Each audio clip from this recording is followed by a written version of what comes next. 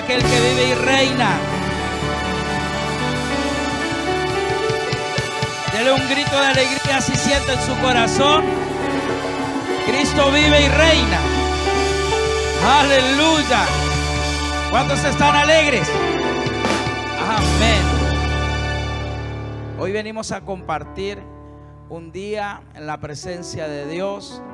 Hemos consagrado estos 2 días de fin de semana de honrar a Dios con nuestras primicias, nuestra tercera reunión de celebración a nuestro Dios. Hemos estado aprendiendo el día de ayer la conexión que hay entre lo espiritual y lo terrenal y lo natural, las conexiones. También estuvimos hablando de lo que representan o son las primicias. ¿Por qué hemos, como muchas iglesias también en este tiempo, tienen revelación de esto? Por eso se celebra primicia, porque es darle a Dios lo primero, porque Él es el primero. Amén. Diga conmigo, honrando al primero. ¿Por qué? Eso significa que nosotros le honramos a Él porque Él es el primero en nuestra vida. Dios es el primero en nuestra vida. Y usted sabe que ¿cómo se dice esto? Uno de los significados de la palabra primicia habla de una promesa por venir. De la misma raíz hebrea sale la palabra primogénito o primero. La palabra bekor significa una promesa por venir. ¿Y qué significa esto? Que cuando nosotros honramos a Dios, hay una promesa que viene o sea, estamos profetizando. Cuando hablamos de la palabra primicia, es un ámbito profético. Y yo creo que en esta noche el Espíritu Santo daba un mensaje para usted. No es el mismo mensaje que dimos hoy a las 6 de la tarde, sino que el servicio es un servicio profético. Si alguien lo recibe en su espíritu, vamos a hacer una palabra profética en el servicio de las 20 horas. ¿Por qué? Porque se mueve cuando hay primicia, cuando hay honra a Dios, es el ámbito profético que Dios tiene reservado para cada uno de nosotros. ¿Saben qué? Una de las cosas que aprendía en el Señor es que cuando nosotros honramos a Dios con nuestras primicias, le estamos garantizando a nuestra vida el resto de los meses que vienen. Le estamos diciendo: Señor, esta primicia que nosotros traemos delante de ti está garantizando el resto del año. Lo primero a Dios, siempre cuando usted le honra a Dios con lo primero, usted va a ver que el resto es bendecido. Hoy desafiaba a la iglesia a las 6 de la tarde que nosotros vamos a comenzar a tomar cambios de actitud en nuestra vida y en nuestro corazón. Una de las cosas que tal vez si usted no estaba honrando a Dios, dándole a Dios lo primero. Y una de las cosas que enseñábamos hoy a las 6 de la tarde era el caso de Caín y de Abel.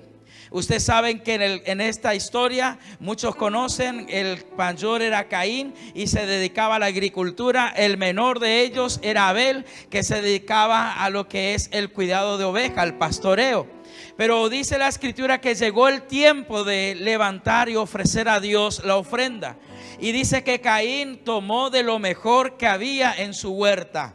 Pero dice que Abel tomó lo primogénito. Diga conmigo, lo primogénito, la primicia. Eso significa lo primero, y de lo más gordo y de lo más lindo, y lo apartó para el Señor. Y termina diciendo: y vio Dios con agrado la ofrenda de Abel. ¿Por qué Dios vio con agrado? Porque entendió Abel que lo primero que él recibía le pertenecía a Dios. Y mire, es como que supongamos que tenía tomates, ahí como Walter tiene su huerta ahí, tomate, perejil, acelga, lechuga, y ¿cómo es? Y bueno, creció, eligió el mejor tomate, la mejor lechuga, y lo apartó y le llevó como ofrenda. Hasta ahí se pareciera que está todo bien, ¿sí o no? ¿Cuántas veces nosotros no hemos visto ese pasaje y decimos: pero si llevó lo mejor, llevó lo más lindo, pero no hizo el principio de lo primero? ¿Vieron ahí, Walter, así o no? Cuando empieza a salir el primer tomate. Y ya le voy a poner demanda ahí. Quiero el primer, no, mentira. Empieza a salir el primer tomate. Él va, un ejemplo, y le ata un hilito color rojo, o azul, o verde. Y dice, este es el primer fruto. Este le pertenece a Dios. ¿Me comprende? Estoy hablando de un ejemplo.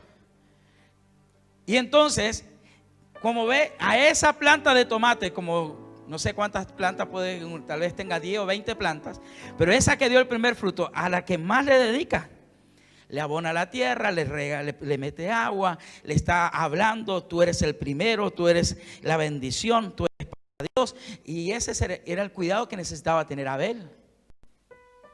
Pero ¿qué dice la escritura? Abel eligió lo más lindo, todo, pero no tuvo el principio de lo primero. Caín, perdón.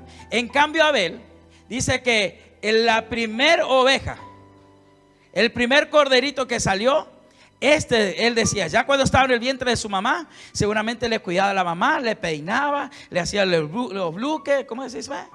Bucles, le hacía extensiones, le cuidaba a la mamá, porque esa era la primer oveja que le iba a dar la primicia. Y cuando nació, le cuidó, lo amó. Eso habla del amor, del cuidado. Y cuando llegó el tiempo de ofrecer, por eso Dios miró con agrado, porque le puso la dedicación al primero, para honrar al primero. ¿Entiende la diferencia entre Caín y Abel?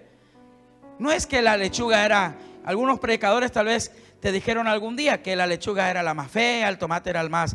No, es que él no tuvo el principio de darle a Dios primero.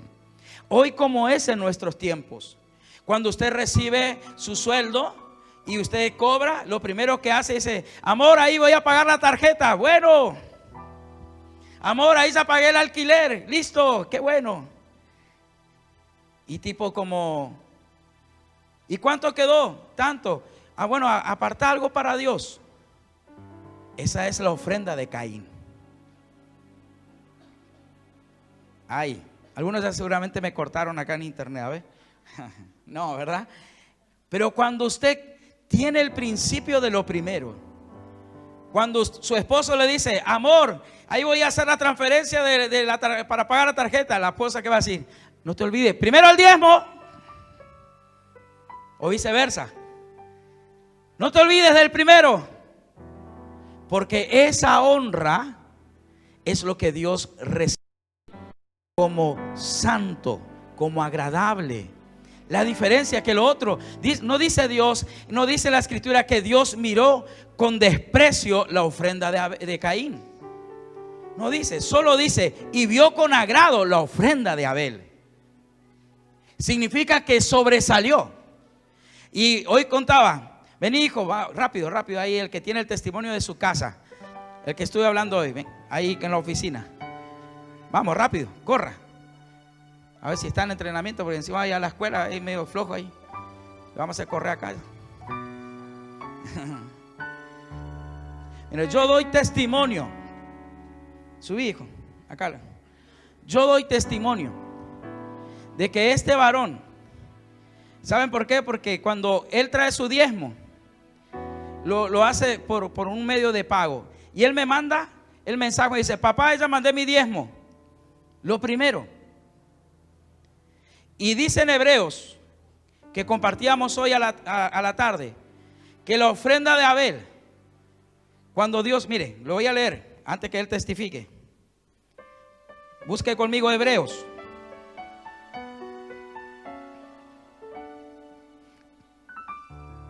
En nombre de Jesús. Capítulo 11, versículo 4.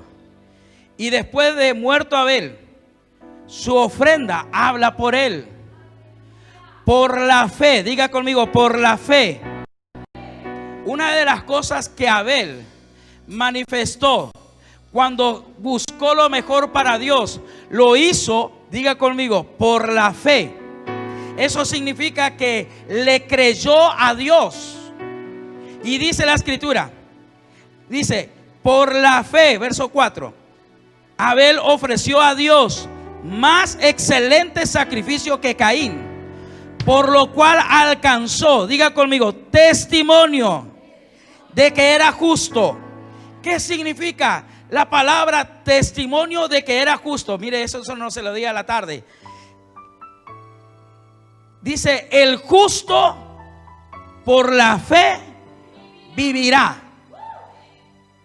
El justo se cae y Dios dice, yo lo levanto.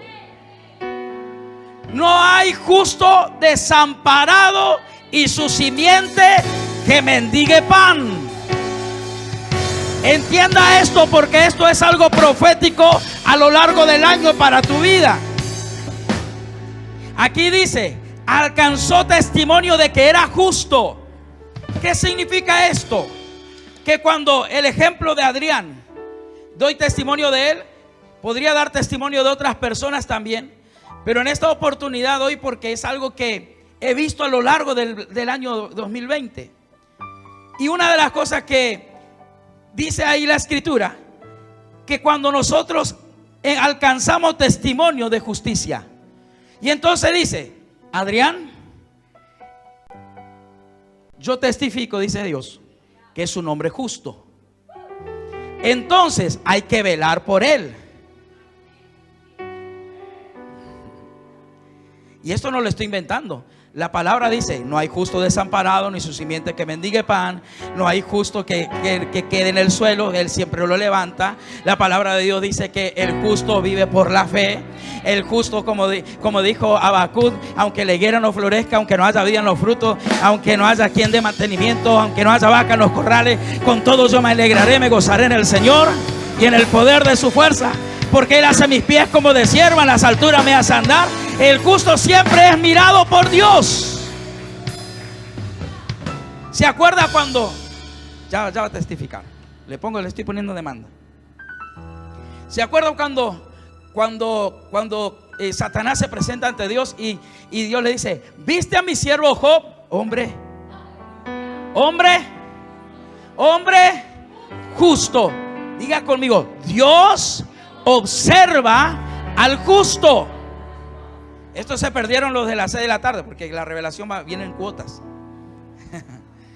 Pero una de las cosas que lo que sucede es que dice esta palabra, alcanzó testimonio de que era justo. Dando Dios. ¿Quién va a dar testimonio?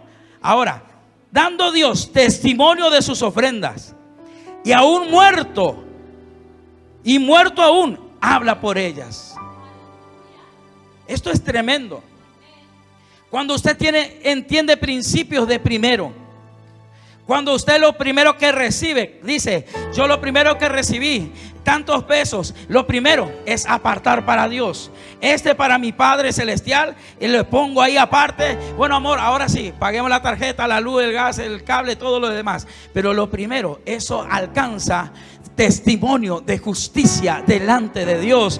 Dios te ve como un hombre justo. Dios te ve como una mujer justa. Y aún algo más dice, no solamente va a testificar de ti, sino que también va a testificar generacionalmente. Porque tal vez usted después ya no esté más sobre la faz de la tierra, pero Dios no se va a olvidar de tu ofrenda. Dios no se va a olvidar de tu primicia. Él va a seguir testificando. Aún cuando no estés, Él va a testificar por tus siguientes generaciones.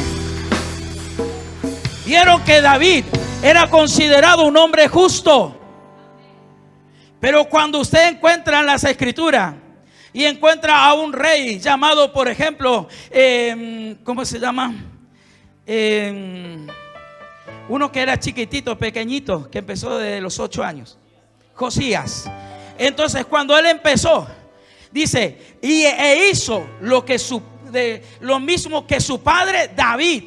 Y él era como la quinta, sexta generación. Pero ¿de dónde se prendió? Del justo. Su padre era un desastre, idólatra, abominable. Acab y todos los reyes que vinieron, gente que hizo lo malo. Pero Cuando hay un justo que se pone en justicia, se prende de la rama justa. Eso quiere decir que tus generaciones, oh aleluya, si tú te mueves en un ámbito profético, si tú te mueves en un ámbito de justicia, si tú eres justo, tus generaciones se van a prender de esa rama y van a decir: así como mi padre era justo, yo soy justo. Y tal vez usted sea el abuelo, la abuela, sus hijos sean un desastre, pero sus nietos dicen: si mi abuelo o mi abuela era justo, yo me prendo de esa rama de justicia. ¿Por qué? Porque Dios testifica de tus ofrendas. Dios testifica sobre tu vida. Eso significa que un testimonio en una corte habla de para te hunde o te saca a flote. El testimonio de Dios es para sacarte a flote. Por eso que el justo por la fe vive. Y usted dice: ¿y en qué queda mi primicia? Mire, tu primicia va a testificar de generación en generación, si usted entiende este principio. Y yo doy testimonio, yo puedo dar testimonio porque él me escribe, me dice: papá, ahí transferí, hice esto, puede orar. Y ahí oramos. ¿Qué pasó? Lo primero que pasó hoy, 3, domingo encima. Contale, hijo.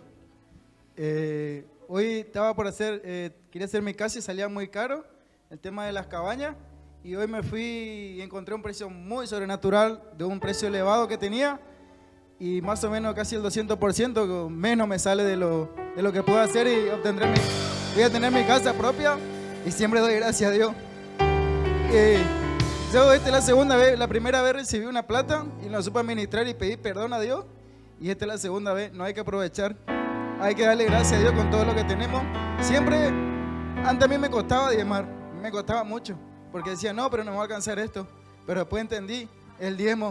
Y a mí yo tuve un auto sin entregar nada, pago por cubota, y ya lo termino de pagar en menos de un año.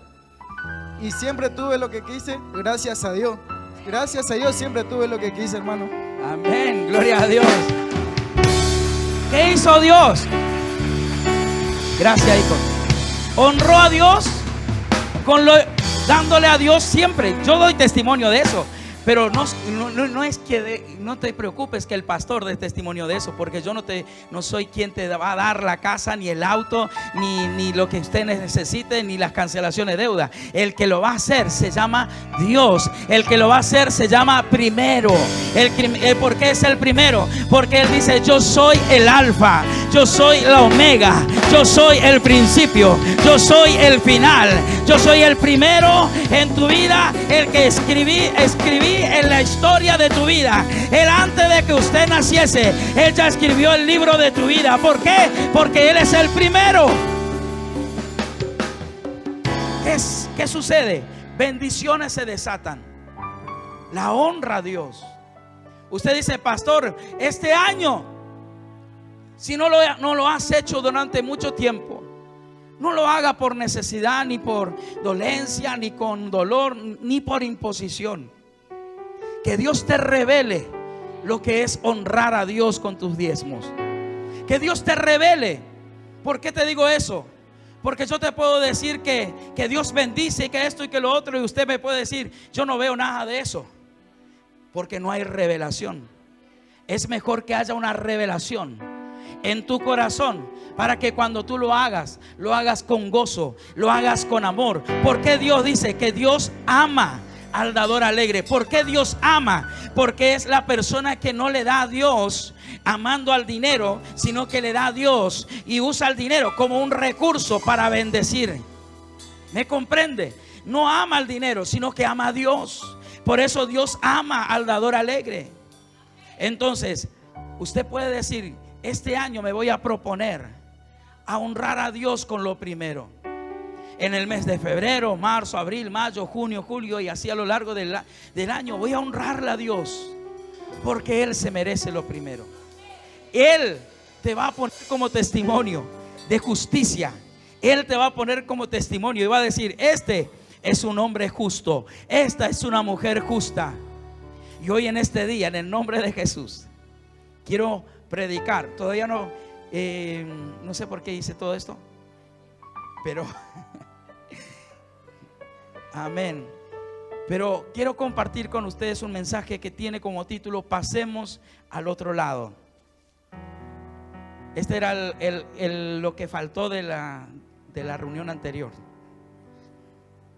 Pero la reunión anterior estuvo preciosa.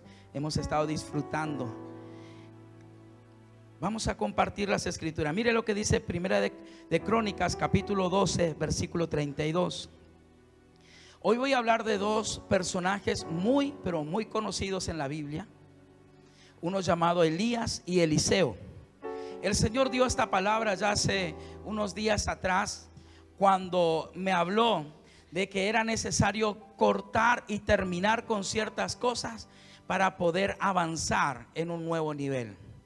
Y entonces dice la escritura en Primera de Crónicas 12:32: de los hijos de Isaacar, 200 principales, entendidos en los tiempos. Diga conmigo: entendidos en los tiempos, que sabían lo que Israel debía hacer, cuyo dicho seguían todos sus hermanos. ¿Qué significa esto? Que hoy en día la misma unción que había sobre los hijos de Isaacar puede estar sobre nuestra vida. Tenemos que pedirle a Dios ser hombres entendidos en los tiempos. Usted, como vio el ejemplo de los hijos de Isaacar, usted le puede decir: Dios mío, yo quiero ser entendido en los tiempos. Quiero saber cuándo avanzar y cuándo no. Quiero saber cuándo tengo que arrancar y cuándo tengo que plantar. Cuándo tengo que derribar y cuándo tengo que edificar. Quiero ser entendido en los tiempos. La unción de Elías. La unción de Elías era para confrontar a Jezabel. La unción de Elías hizo que Jezabel, que representa la manipulación, era el tiempo en el cual Jezabel manipuló al rey Acab y manipuló a la nación de Israel. Y se levantó un Elías. ¿Para qué? Para contrarrestar toda esa manipulación. Pero no pudo terminar la tarea. Se necesitaba una unción doble. Y en esto aparece Eliseo. Eliseo fue levantado para decretar lo que tenía que suceder en el tiempo presente, para edificar y para plantar. Ahora mire esto. Si vamos, anota ahí, segundo libro de Reyes, capítulo 2, versículo 1 al 2 en adelante. Una de las cosas que vamos a ver en ese pasaje es la doble porción. Vamos a ver el camino que tuvo que hacer Eliseo. ¿Cómo se dice? El precio que tuvo que pagar, el esfuerzo, la responsabilidad. Porque dice que cuando Elías unge a Eliseo y le pasa, mejor dicho, el manto, lo pone por encima, Eliseo dice que lo comienza a seguir y a servir. Usted sabe que caminó unos buenos años con Elías, fue el discípulo de Elías y servía. Elías seguía profetizando, Elías seguía hablando a los reyes, Eliseo estaba oyendo, estaba aprendiendo. Eliseo era un hombre que se dedicaba a la agricultura. Dice la escritura que tenía 12 yuntas de bueyes, que se dedicaba al arado de tierra y al plantar. Pero un momento dado vino un cambio a su vida, y eso se llama ser entendido en los tiempos. Llegó el tiempo en el cual Dios le estaba llamando, así como le pasó al joven Samuel, que llegó el tiempo. Samuel se crió en el templo. Samuel estaba creciendo en el templo, pero nunca había conocido la voz de Dios, hasta que llegó el momento y necesitaba de un mentor. Cuando lo llamó por tercera vez, Samuel le dijo: ¿sabes qué? Si te vuelve a llamar, dile: heme aquí, habla, porque tu siervo oye. Necesitamos de un manto. Necesitamos de mentores. Por eso Dios levantó profetas, apóstoles, maestros, evangelistas, pastores. ¿Para qué? Para la edificación del cuerpo de Cristo. Pero algo sucedió en este lugar. Dios le habla a Elías y le dice: Elías, yo quiero que te vayas a Gilgal. Y entonces Elías le dice a Eliseo: Eliseo, tienes que quedarte, el Señor me llamó a que vaya a Gilgal. Y Eliseo le dijo: vive Jehová y vive tu alma, que yo no te voy a dejar, a donde tú vayas yo iré. Y no te, así como le dijo Ruth a Noemí: tu Dios será mi Dios, tu pueblo será mi pueblo, yo no me despego de ti. Y así comenzó. ¿Qué significa Gilgal? Gilgal representa el lugar de la circuncisión, el corte de la carne, de lo carnal, de lo mundano. Y si queremos ir a otro nivel, si queremos ir a cruzar al otro lado, si queremos ver las bendiciones de Dios, vamos a tener que tomar decisiones. Por eso que este día yo considero como algo profético, porque habrá personas que van a decir: yo voy a cortar con la carne, yo voy a cortar con los vicios, yo voy a cortar con las malas palabras, yo voy a cortar con las relaciones que me dañan, yo voy a cortar con aquellas cosas que me afectan, voy a cortar con la pornografía, voy a cortar con la inmoralidad, voy a cortar con las malas actitudes, las malas costumbres. Pero tengo que tomar una decisión. Estar en el camino de Dios no es un camino de rosas, pero la diferencia está en que usted en el mundo está sin Cristo, pero en Cristo usted no está solo. Porque cuando una tormenta se te levanta, usted puede pegar el grito y se va a levantar alguien que va a decir al viento y al mar: calla y enmudece. Habrá alguien que se va a levantar cuando no hay para comer, cuando no hay para el sustento. Habrá alguien que va a decir: yo bendigo estos 5 panes y estos 2 peces, y la multiplicación va a venir. Esa es la diferencia entre estar en Cristo y estar sin Cristo. Usted puede estar en la iglesia, usted puede ser un cristiano, usted puede ser un evangélico, pero hoy es el día que tienes que pasar por Gilgal. Tiene que haber un corte, tiene que haber una circuncisión. Gilgal fue el lugar donde Josué con todos los hombres de Israel se circuncidaron antes de conquistar, antes de pasar el Jordán, antes de derribar los muros. Israel se circuncidó, se consagró, se apartó para Dios y tomó a Dios como el primero, tomó a Dios como el único.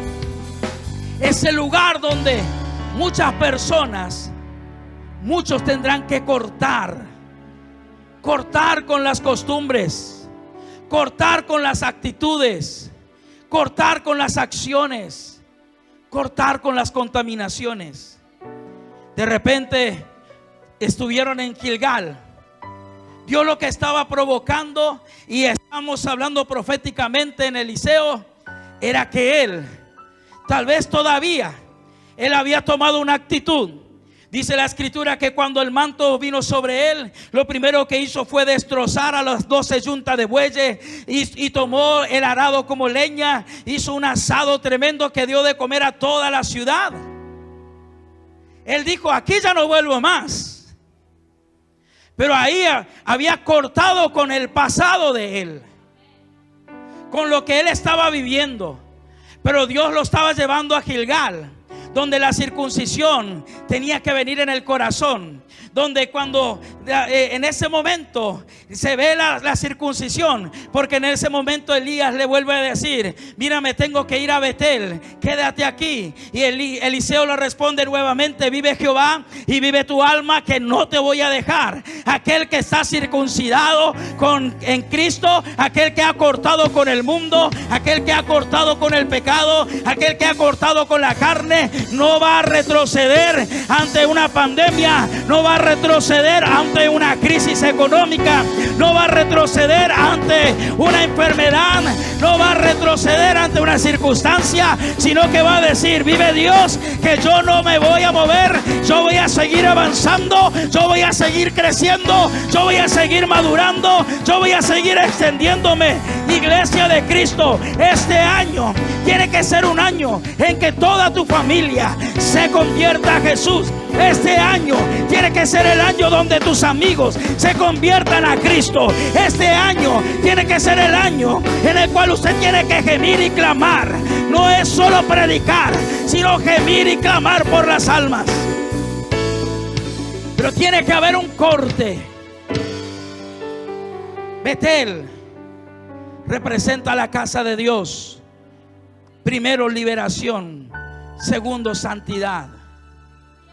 Cuando Dios habló a Jacob y Jacob le dijo: tú serás mi Dios, y vio una escalera que tocaba el cielo y vio a los ángeles que subían y bajaban, Jacob en ese momento dijo: tú serás el primero en mi vida, y de todo lo que tú me des yo voy a apartar, lo primero voy a apartar para ti. De todo lo que tú me bendigas lo voy a dar a ti. Y ¿sabe qué? En ese lugar plantó y edificó un altar y llamó Betel, casa de Dios, puerta del cielo. Yo quiero decirte, iglesia, en este día es necesario estar en Betel, es necesario estar en la casa de Dios, es necesaria la liberación, es necesario la santidad, es necesario buscar de la presencia de Dios, es necesario estar conectado, porque somos piedras vivas, somos edificados en el Señor, somos edificados como iglesia de Cristo. Betel era necesario. En ese lugar estaba viendo para Eliseo liberación, santidad. Nuevamente Elías le dice: quédate aquí. Y le dice: no me voy a quedar. Vive Jehová y vive tu alma, que no te dejaré. Y fue llevado a un lugar llamado Jericó. Jericó es un lugar de fortalezas. En 2 de Corintios 10:4 dice: porque las armas de nuestra milicia no son carnales, sino poderosas en Dios para la destrucción de fortaleza, derribando argumentos y toda altivez que se levanta contra el conocimiento de Dios, y llevando cautivo todo pensamiento a la obediencia a Cristo, y estando pronto para castigar toda desobediencia cuando vuestra obediencia sea perfecta. En ese lugar iba a cruzar por derribar. ¿Cuántos se acuerdan lo que había en Jericó? Dice la escritura que Jericó tenía unos muros anchos. Jericó tenía tan ancho eran los muros que las casas se edificaban. Rahab tenía su casa edificada sobre ese muro. Por eso dice que la escritura que le dijeron a Rahab: pon un hilo color rojo ahí en tu ventana para que sepamos que esa es tu casa. Estaba sobre el muro. Dice que los muros eran impenetrables. Pero ¿sabes qué? Este año 2021 es el año de derribar fortalezas. Es el año en el cual nosotros tenemos que derribar esas fortalezas que no nos han dejado crecer. Tal vez tantas personas te han puesto, y he visto cristianos apartarse de la fe por empezar a escuchar cosas que no tienen que escuchar, por dejarse contaminar. Mira, hay personas que critican la fiesta de las primicias o de honrar a Dios, y tal vez como nos conviene, nos quedamos con esa crítica y nos quedamos con ese comentario. Pero escrito está en su palabra: muchos en los últimos tiempos creerán más la mentira que a la verdad. Pero ¿sabes qué? Este es el tiempo donde aquellos que derriben los argumentos que el diablo quiera poner. Yo soy tercera generación de hijos de pastores. Mi padre es su pastor, mis abuelos fueron pastores, y yo puedo dar testimonio de generación en generación que la mano de Dios siempre ha estado sobre nuestra vida. Y así como ha estado sobre mi vida, yo sé que estará sobre la generación de mis hijos. Hasta hoy en día mis hijos pueden servir a Dios, mi esposa puede servir a Dios, porque hay generaciones que nos respaldan. Yo no soy un caído de catre, no soy un evangélico que agarró así porque sí, sino que entendí la palabra. He mamado las escrituras desde mi niñez. He estado aprendiendo a los pies de mis padres, de mis pastores. Por eso puedo dar testimonio de que muchos falsos pastores, falsos profetas, falsos evangelistas, falsos apóstoles se levantan. Pero también puedo dar fe y testimonio que así como sobreabunda la maldad, mucho más abunda el amor de Dios, la gracia de Dios, la verdad de Dios, el evangelio de Dios. Mucha gente predica lo contrario. Usted lo va a ver en el Facebook. Cómo agarran a hombres de Dios y se ponen al lado. Escuchen lo que dice. Solo para criticar, murmurar. Jericó, lugar de fortalezas. Pero ¿sabes qué? Cuando pasó por Jericó, Eliseo tuvo que derribar una fortaleza que había en su mente. Tuvo que derribar. Pasó por el lugar de Gilgal de la circuncisión. Pasó por Betel, por la liberación y la santidad. Pasó por Jericó, porque en Jericó había que derribar. Finalmente, Jericó representa el lugar donde usted corta y derriba la murmuración, la crítica, el chisme. Porque para derribar esas fortalezas que Dios le dijo, ¿saben qué le dijo Darío? Dale 6 vueltas a Jericó. Y el 7º día, dale 7 vueltas a Jericó. Pero le dijo, háganlo en silencio. Así que calladito, una vuelta. Calladito, 2 vueltas. ¿Qué aprendiste? Que cuando derribas, para derribar fortalezas, diga conmigo, para derribar fortalezas, debo abandonar la murmuración, la queja, el chisme. ¿Viste el pastor? ¿Viste la pastora? ¿Viste el hermanito? ¿Viste este que nos saluda? Este que no sé qué se cree y le cuenta al otro. Chimea, porque no tiene nada que contar. Entonces capaz que el hermano ni le vio y ya le empezó a sacar el cuero. ¿Se pone a qué? Chismoso. Entonces, ¿qué te quiero decir con eso? Te quejas. Te quejas de que el pastor no te saluda. Te quejas de que el pastor no levanta la mano. Te quejas que la iglesia se hace por turno. Murmuras. Yo quería el de las 8 y me tocó el de las 6. Y el de las 6 quería el de las 8, al revés. Y empieza a murmurar. No te quejes. ¿Quieres derribar fortalezas? Deja de quejarte. Esto no me gano. Ya te quejaste de tu sueldo. Derriba fortalezas. Honra a Dios con lo primero y vas a ver la diferencia. Honra a Dios. Derriba esa fortaleza que tienes.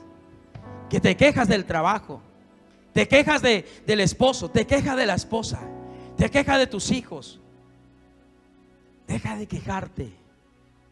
Le miras a tu patrón, que yo les puedo asegurar que con esfuerzo y sacrificio junta el dinero para pagarte el sueldo.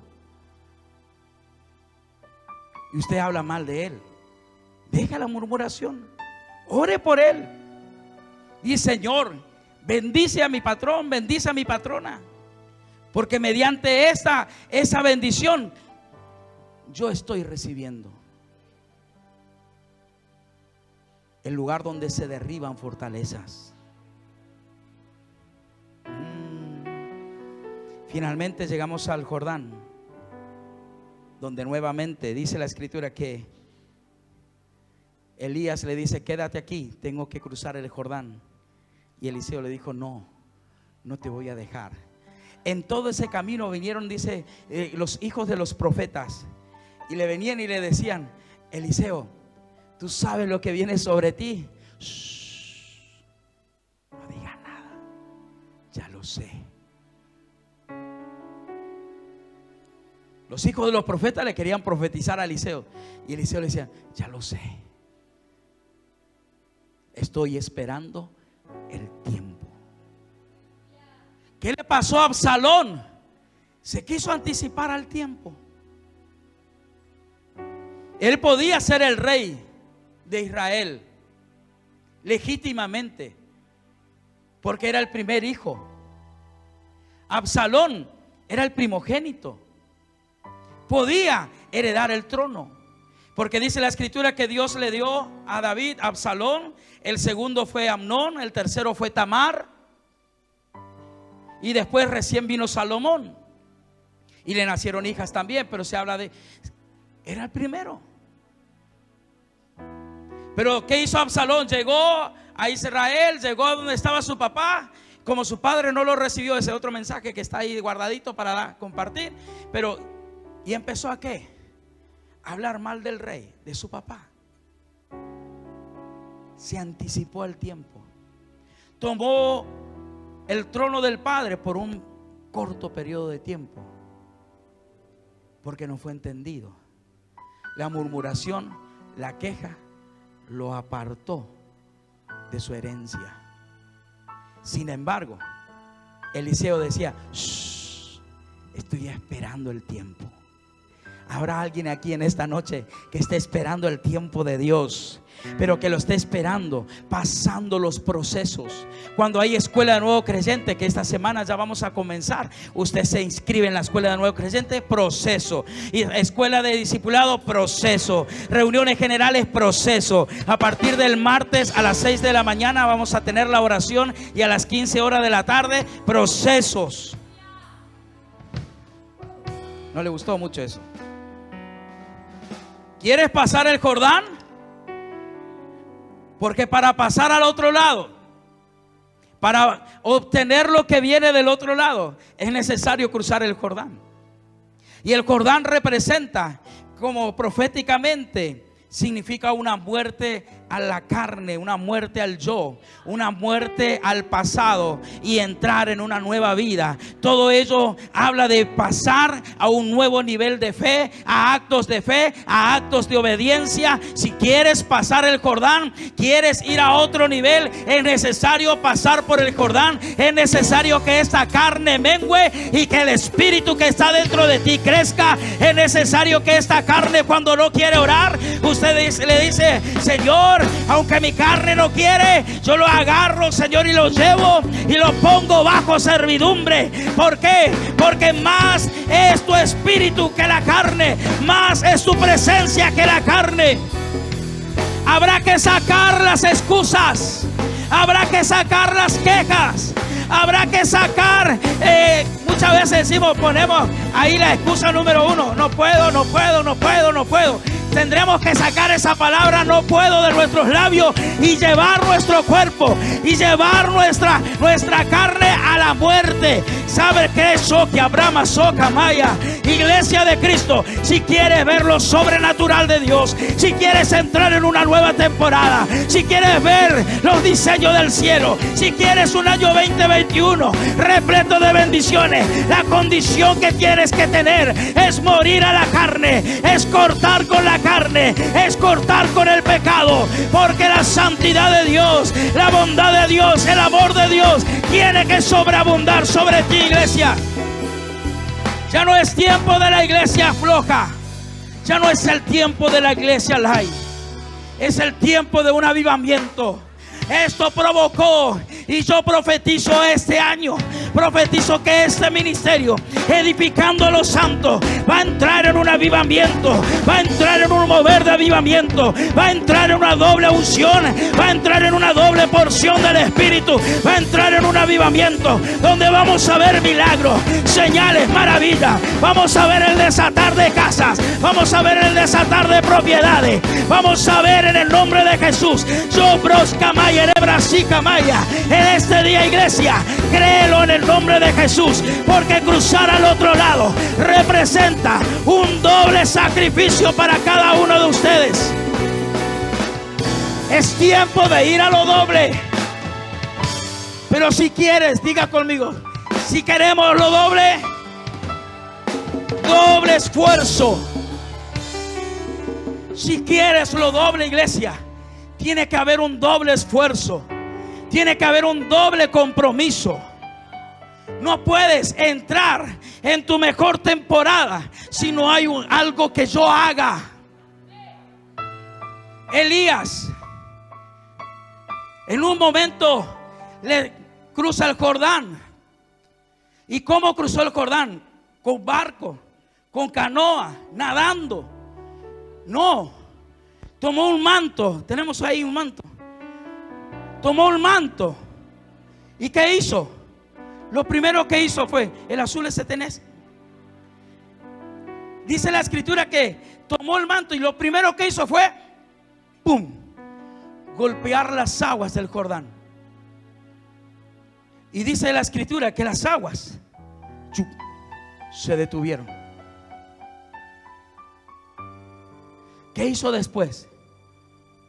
Si queremos ir a lo doble, iglesia, si queremos el manto sobre nuestra vida, si queremos una doble unción, necesitamos cruzar ese Jordán. Y yo quiero que usted reflexione en este momento. Tal vez muchos de ustedes en este año 2020, su nivel espiritual del 1 al 10, ¿cómo ha estado? No me responda, ¿verdad? Porque usted dice un 3, un 5, un 10, un más 10. Usted revise, un menos 10 también. ¿Cómo ha estado tu vida espiritual? ¿Cómo ha estado tu relación y tu comunión con Dios? ¿Cómo has trabajado la fe? ¿Cómo has trabajado tu caminar con Dios? Chequea. Dice la Escritura, hoy tenemos Santa Cena. Examínese cada uno a sí mismo para comer del pan y beber de la copa. El examinarnos es algo que tenemos que hacer. Hemos puesto muchas excusas. Hermano, hay oración a las, ¿qué hora que teníamos antes? A las 7 de la mañana. Primero a las 8 de la mañana. Y algunos seguían peleando a las 8 con Sabanás. Pero antes de la pandemia ya teníamos a las 5:30 de la mañana. Pero cayó la pandemia y a las 8 ya era tarde. Porque Netflix se quedaba contigo hasta las 4 de la mañana. Y cuando tenías que orar, Señor, darte lo primero cuesta, Señor. Pero darle a Netflix hasta la 15ª temporada. Maratones de temporada. Le decía yo a mi hijo, a Lautaro y a Lucas el otro día: ustedes así como están, pues le faltaba el que le lleve yo el pochoclo a mi cama. Los dos en mi cama, instalados ahí. Y le digo, ¿quieren algo más? Yo ya me quería acostar a dormir. Están haciendo una temporada de, ¿cómo le dije? No? Estaba mirando una serie. Le digo, usted no puede, lo van a terminar a la pobre temporada en un ratito usted. Una maratón de temporada. ¿A cuánto le pasa eso?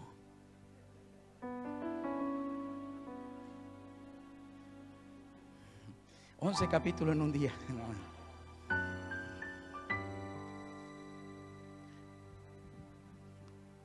Nos reímos, ¿verdad? Pero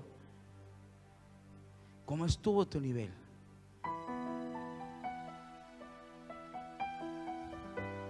Y después decimos, Señor, no puedo. Habrá cosas que tengas que cambiar. Porque si nosotros le decimos al Señor, Señor, un ejemplo, ese compromiso que he tenido con Netflix, esa maratón con Netflix, quiero tenerla contigo, va a desatar un avivamiento en tu vida. Si saca las excusas, el no puedo, porque usted dice, pastor, no voy a poder, porque yo trabajo todo el día. Conságrale un día, 2 días a Dios y pon ahí tu ¿cómo se dice? Tu atención, porque te prometo esto, será el día que más producción vas a tener, será el día que más fuerzas vas a tener. Recuerdo que trabajaba en una entidad bancaria y un día el Señor tocó mi corazón en una noche y estuve toda la madrugada en la presencia de Dios. Y en un momento dado le digo, Señor, mañana no voy a tener fuerzas para trabajar. Fue el día que me sorprendió el Espíritu, porque fue el día que más fuerzas recibí del cielo. Tuve una experiencia de una fuerza sobrenatural. Hay momentos en la vida en el que las fortalezas que tenemos aquí no nos dejan ver las bendiciones que están por delante. El pueblo que ve los muros dice imposible, porque no puede ver que Dios derriba esos muros. Pero hoy, en el nombre de Jesús, vamos a entender esta palabra. Todos tenemos que pasar a un nuevo nivel de fe. Una de las cosas que tenía Eliseo, ¿saben qué era? Hambre. Hambre. Si usted lo quiere repetir conmigo, hambre. Y no hambre ahí de las pizzas de la abuela Eva. No hambre ahí de los lomitos y empanadas que hace el Ali. No, sino hambre de la presencia de Dios. Hambre. Por eso que cuando fue a Gilgal, se le pegó. Cuando le tocó ir a Betel, se le pegó. Cuando le tocó ir a Jericó, se le pegó. Cuando tuvo que cruzar el Jordán, se le pegó el hambre. Venían los hijos de los profetas y le decían: yo ya sé, porque tengo hambre. No quiero vivir en el pasado, sino vivir en lo que viene. Ese era el hambre que tenía Eliseo. No, el hambre que él tenía no era para decir, porque ya quemó su barco, ya no había manera de volver a tener 12 yuntas de bueyes. Ya no había manera, ya está, ya se terminó, ya dejó atrás. Ya era solamente el hambre por lo que se viene. Y este año 2021 yo quiero que usted tenga hambre. Pero ¿sabe qué? Tienes que tener hambre, no para vivir del pasado, sino para vivir por lo que viene. Tienes que tener hambre de la presencia de Dios. Tienes que tener ese hambre como Eliseo y de decir: Señor, yo quiero estar bajo ese manto. Elías era el que tenía el manto, pero ¿sabes qué? El poder viene sobre aquellos que están debajo del manto. Oh, Breshika Mayarabasaya. El manto, la cobertura, aquí representaba a Elías por su manto, pero los que están debajo de ese manto siempre van a manifestar el poder. Aleluya. Elías representa esa generación de cobertura, y Eliseo representa esa generación que está bajo cobertura. Por eso en el libro de Juan, capítulo 14, verso 2, dice la palabra: mayores cosas que Cristo ha hecho, nosotros haremos. Eso significa que mi cobertura es Cristo. Mi manto de cobertura es Jesús. Y los que estamos debajo de ese manto de cobertura somos los que estamos. Trae ese manto, hijo. Los que estamos bajo el manto de cobertura somos los que manifestamos el poder. Vení, Darío, estira el manto. Diga conmigo: estar bajo cobertura. ¿Saben qué? Este hombre, Eliseo, reconoció la paternidad de Dios y la paternidad espiritual del manto.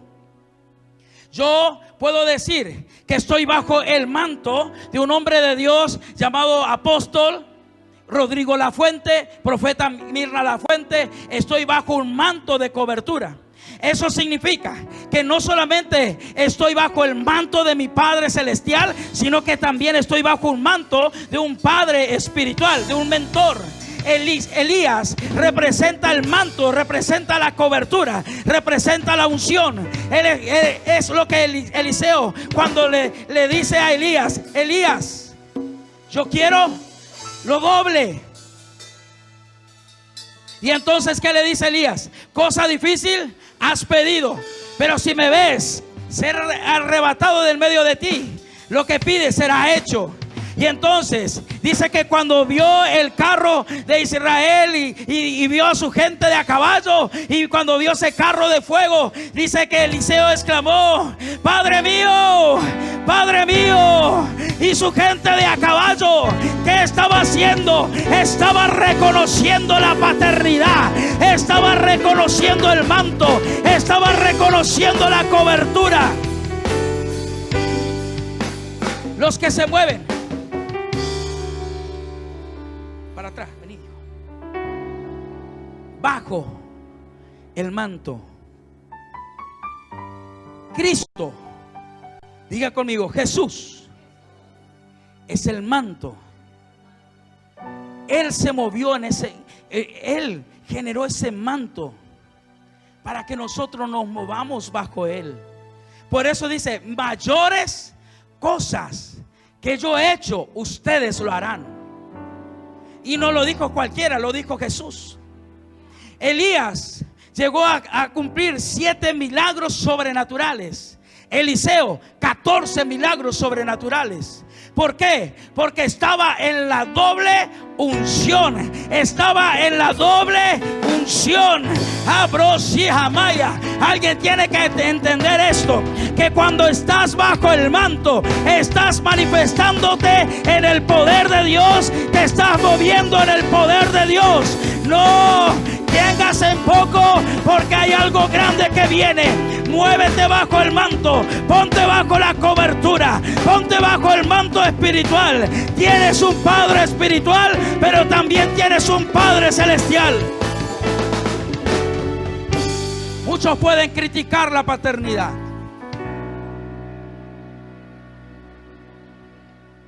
pero tenemos que entender que el manto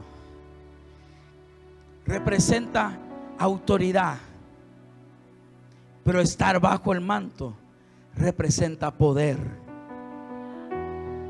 Aleluya. En ese Jordán hay que dejar muchas cosas. Segunda de Reyes, capítulo 2, versículo 8 y 9.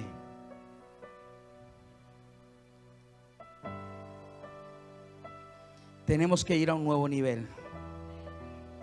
Tenemos que pasar al otro lado y no dejar que las cosas que nos afecten nos limiten. Tomando entonces Elías su manto, lo dobló y golpeó las aguas, las cuales se apartaron a uno y al otro lado, y pasaron ambos por seco. Cuando habían pasado, Elías dijo a Eliseo: pide lo que quieras que haga por ti antes que yo sea quitado de ti. Y dijo Eliseo: te ruego que una doble porción de tu espíritu sea sobre mí. Elías tenía un manto que le dio cobertura. Y entonces, ¿qué dice? Eliseo le dice: yo quiero la doble porción de tu espíritu.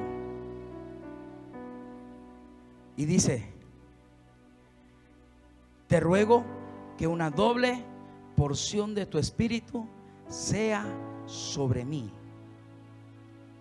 El pedir la unción del Espíritu Santo, el pedir estar bajo el manto.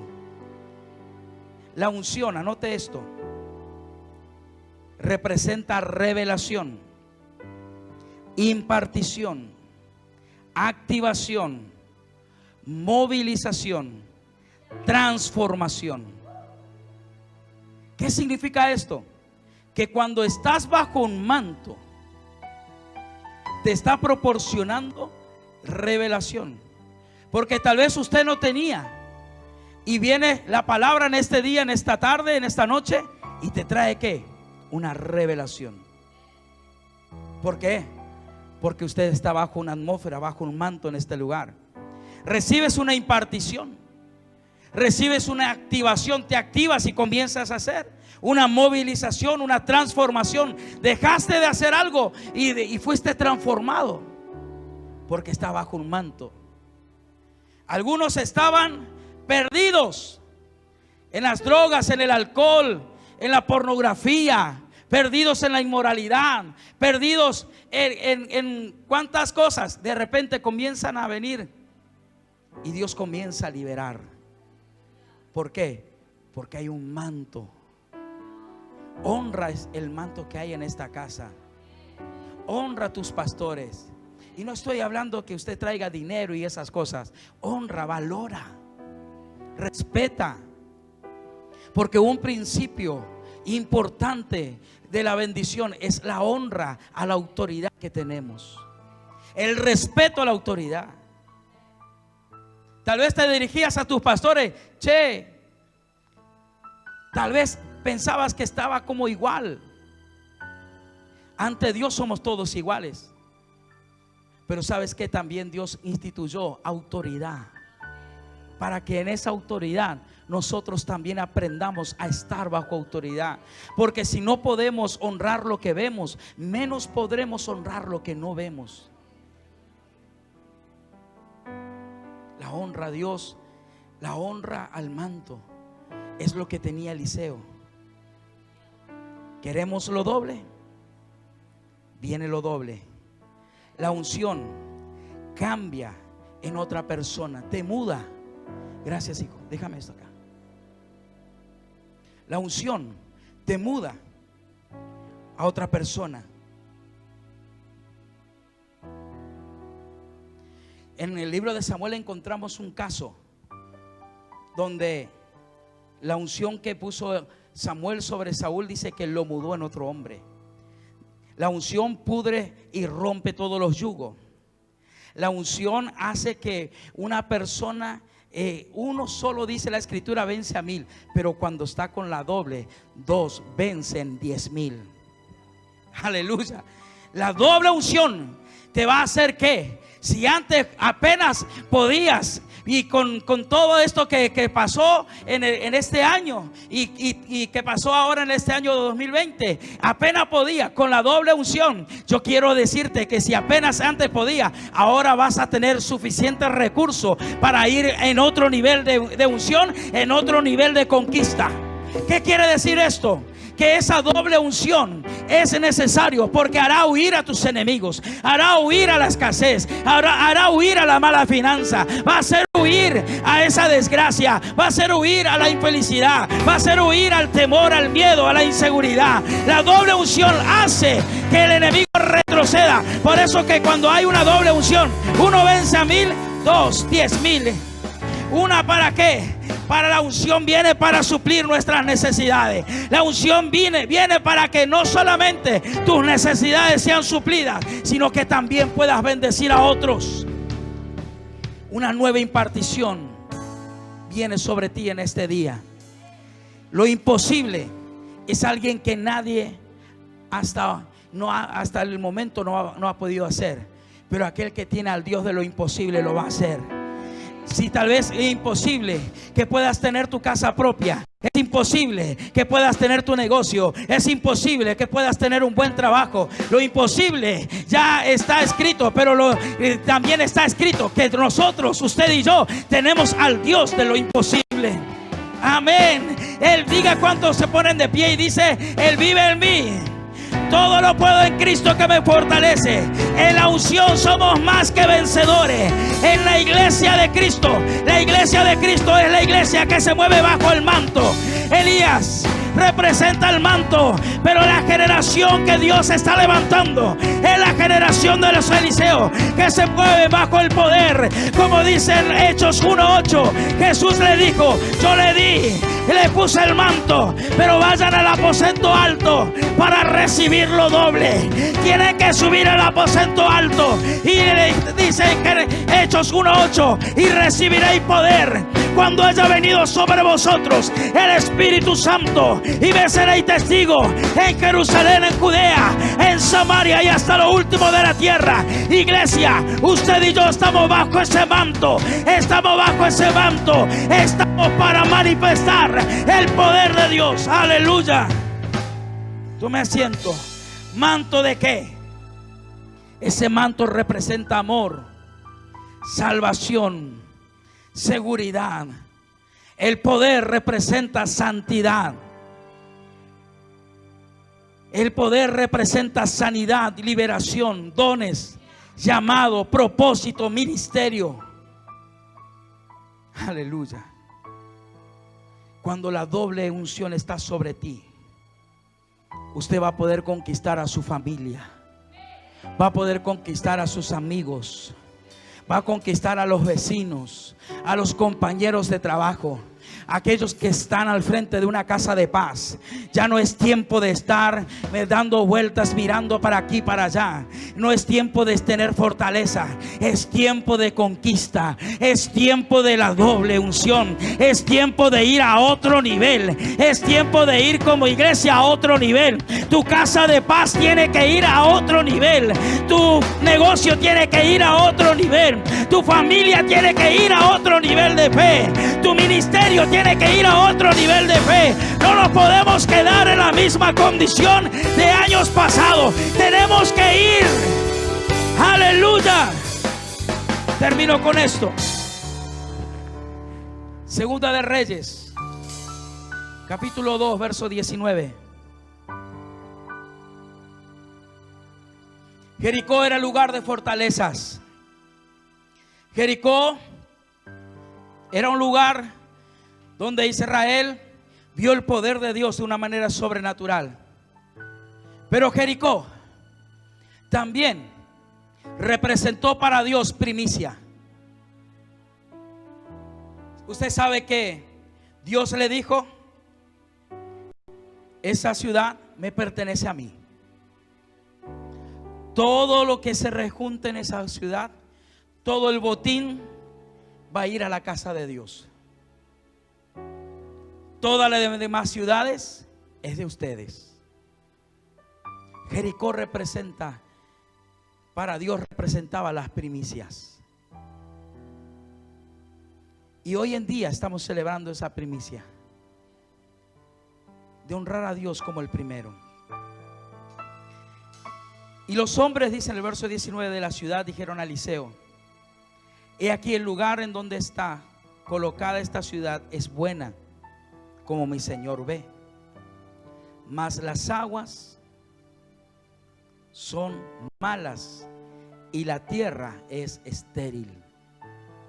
Las aguas y la tierra quedaron estériles porque Josué la maldijo a la tierra. También entendemos que esa tierra dejó de producir. Entonces dice el verso 20, entonces él dijo: traedme una vasija nueva. Diga conmigo, primicia. No la última vasija que hicieron. ¿Qué le dijo?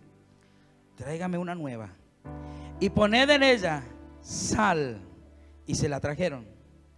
Y saliendo él a los manantiales de las aguas, echó dentro la sal y dijo: así ha dicho Jehová, yo sané estas aguas y no habrá más en ellas muerte ni enfermedad.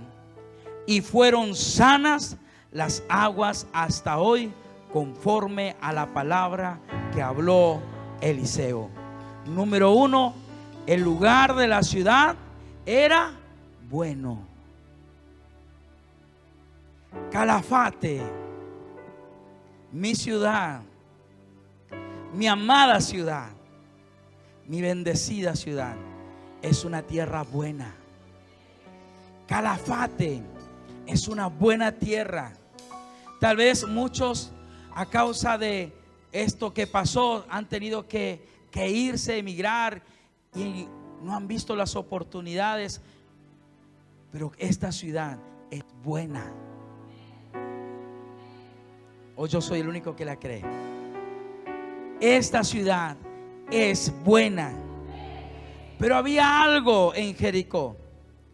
2 dice: mas las aguas son malas y la tierra es estéril. Esto habla de gobierno, de política, de economía, de seguridad, de educación, de ciencia, de cultura. El lugar es bueno, pero tenemos que, hay corrupción, hay inmoralidad, hay injusticia. Argentina, nuestra nación, es buena, pero hemos visto estos últimos tiempos como la inmoralidad, la perversión, la ideología de géneros ha comenzado a florecer. Una hermosa Argentina llena de riquezas, potencia, devastada. El lugar es bueno, pero la tierra se quedó estéril. La economía, la seguridad, la educación. Pero aquí viene algo. Eliseo le dice: tráiganme una vasija nueva.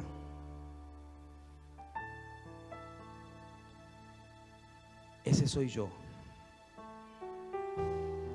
Ese eres tú. Esa vasija, ese odre nuevo eres tú. Aleluya. Ese odre nuevo para esta ciudad de Calafate, para esta nación de Argentina y para los confines de la tierra. Esa vasija eres tú, iglesia. La vasija es la iglesia de Cristo. ¿Y qué más le dijo? En la vasija pongan sal. La sal, como el aceite, representan la unción transformadora. Por eso Jesús dijo: ustedes son la sal de la tierra. La sal que va a transformar esta hermosa ciudad de Calafate. Hombres y mujeres como odres nuevos que se levantan en fe con la doble porción del Espíritu para conquistar al perdido, para ayudar al menesteroso, para asistir al pobre, para sanar a los enfermos, para liberar a los oprimidos por el diablo, para pregonar libertad a los cautivos, para predicar el año agradable del Señor. Usted y yo somos la vasija. La sal que está dentro de ti es para sanidad. Iglesia de Cristo, en este día tú eres ese odre, tú eres esa vasija. Es tiempo de ir a lo doble de Dios. Es tiempo que tú vayas a lo doble. Deja la pasividad, deja el conformismo, deja la comodidad. Somete a la carne, haz que tu carne mengüe y que tu espíritu crezca. Deja las excusas, deja la murmuración, deja la queja y comienza a hacer sal en esta ciudad. Si usted habla mal de ella, usted no puede seguir hablando mal de ella. Bendígala, ámela, como los moradores de Jericó. Lo primero que hicieron, le dijeron: profeta, mire, como usted ve, el lugar es hermoso, es todo lindo, las aguas están amargas, la tierra está estéril. Pero cuando aparece esos odres nuevos para contener el aceite nuevo, la unción doble, son para transformar a esta ciudad. Este año proféticamente yo creo que será un año para transformar esta ciudad de Calafate. Dios quiere usarte, iglesia. Dios quiere usarte a ti. Dios quiere usar tu vida. Dios quiere usar tu familia. Dios quiere usar tus generaciones para que el reino de los cielos se establezca en esta ciudad. Para que todos digan: el lugar, la tierra, el lugar es bueno. Pero que también digan: la tierra es fértil, las aguas son dulces. Que también pueda decir: el lugar está santificado. La corrupción, oramos para que se valga.